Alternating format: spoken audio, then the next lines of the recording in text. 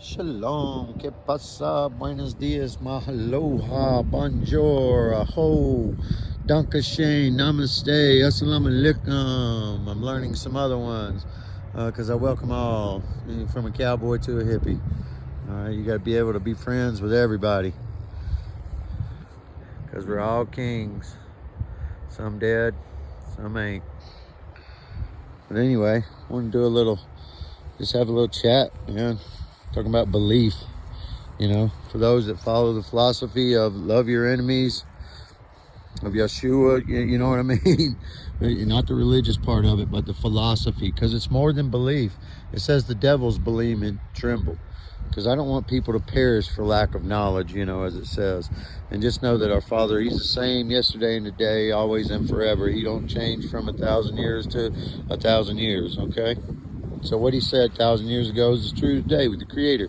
He wrote His stuff in your DNA, His message of love and to be kind and comfort and care for one another and live just like animals out in nature. Birds, they live together.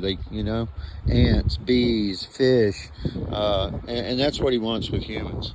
Okay, because when it says in Ephesians, when He says He chose you, He was talking about the species of mankind, because man isn't loyal. That dog right there as a species is way more loyal than mankind can ever be.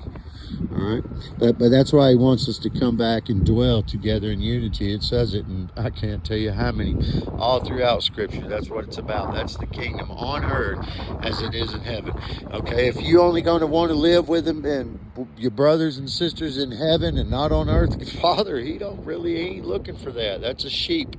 But I'm looking for the overcomers, because that's who gets all the rewards. And that's what the dark side has done, is really robbed us of all of our potential, because we don't bring out the best. We don't think the best of one another anymore. We just, if somebody asks you for $1, do you give them 10 when you can really afford it? Do you give them your best shirt, your best cloak, as it says?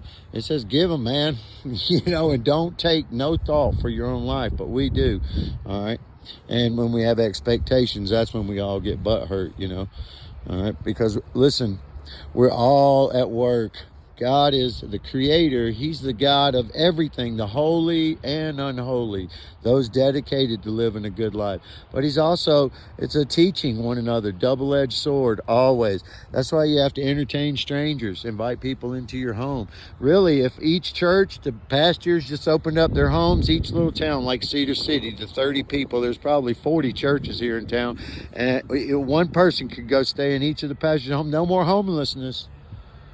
Okay, but they treat, most cities, they treat homelessness, and those kind of people, they feed them the garbage, out of date food, when they should be getting the best.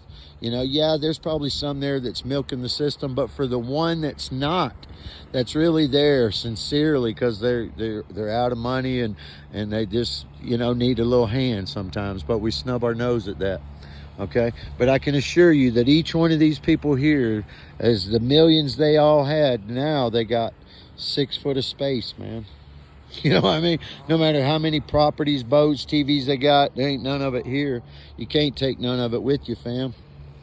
If you only do good to those, what good have you done? Nothing. Okay, that's why love has to love across the board. You can't have sweet water and salt water coming out your mouth. You can't be nice over here and then have judgment over here.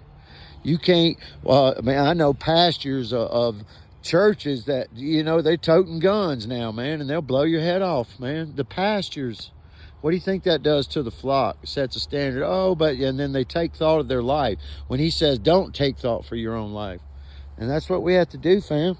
We got to bring each other back to the way it was when it was called the way. All right. And that's communal living, man. 100 people on 50 acres doesn't need 100 lawnmowers and all that, because loving God is not about when it's convenient and you can schedule a time on Wednesday and Sunday and, and make an appointment. You can polish yourself up, look real good, shine your shoes. Okay, but the real enemies of God are ego and vanity and pride and selfishness and all those things. Okay, because as an individual, we can't really see everything that's wrong with us. It takes us being able to submit to what our brother sees in us and can feel comfortable about coming to you and saying, hey, I see this does this or this. You know what I mean? Because it's about loving God when it's inconvenient, family, not convenient. You know, and anymore, most churches in the world, it's about convenience. You know, just give me a little bit of your time. But God says, I want your life 24/7, day and night. Paul said, though I bestow all my goods. Okay. So anyway, sorry for the little rant, but I just see people, you know, I see the evil one robbing us of all our rewards, okay? Because in Matthew 25, the sheep, the goats, and the brethren that's 3 levels of heaven right there. Those that get to go into the city, man, they've earned a lot of rewards. They opened their home. You know what I mean? They got out in the streets with the sinners and the highways and byways and went and showed love. And they didn't use words, you know, but as a last resort, they didn't beat, you know, oh, you got to learn how to read the Bible. No, because it's in your DNA. People that don't know how to read can still love God.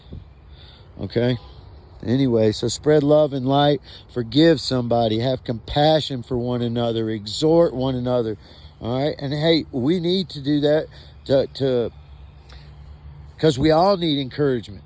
We all fall short of the glory. I'm chief sometimes. Okay? So anyway, kings don't kill kings. We're all kings.